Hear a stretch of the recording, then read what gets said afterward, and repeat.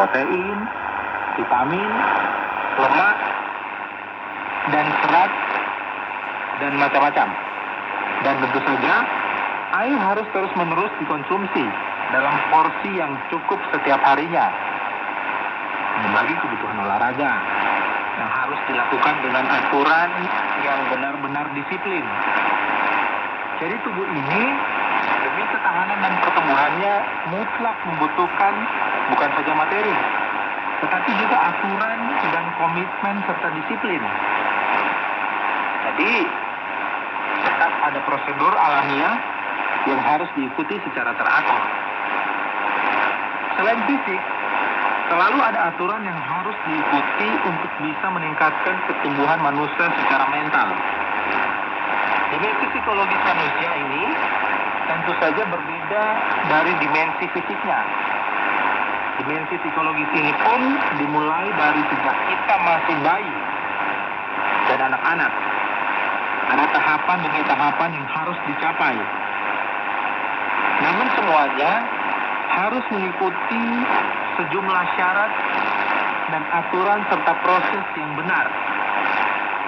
Dan seluruh proses ini pun kadang-kadang harus disempurnakan sejalan dengan tingkat perkembangan mental.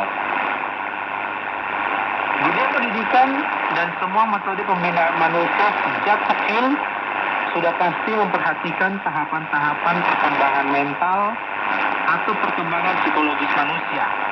Pendidikan dan pembinaan yang mengikuti prosedur atau aturan-aturan yang semestinya pasti tidak menyatakan keberhasilan dan tidak mencapai tujuan yang ingin dicapai.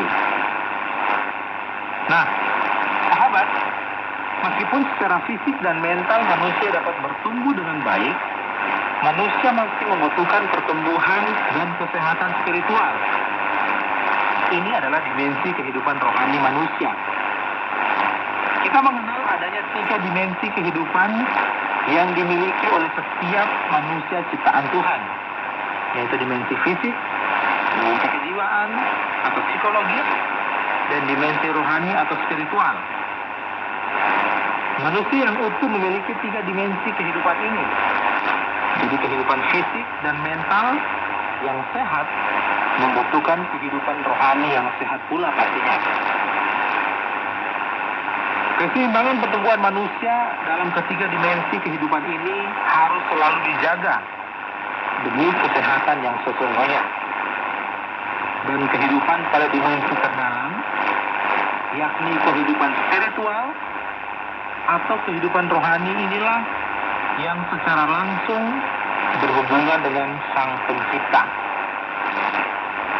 Roh manusia berhubungan langsung dengan roh Tuhan.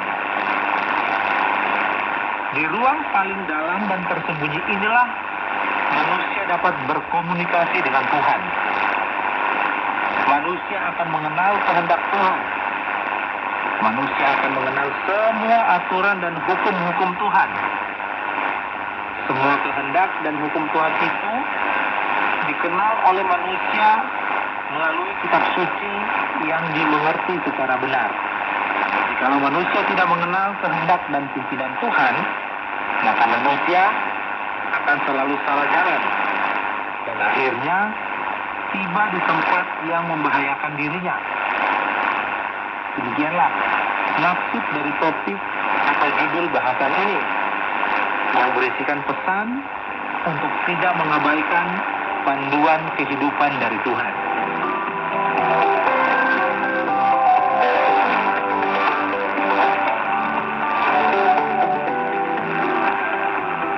Sahabat, demikianlah program Jembatan Hati edisi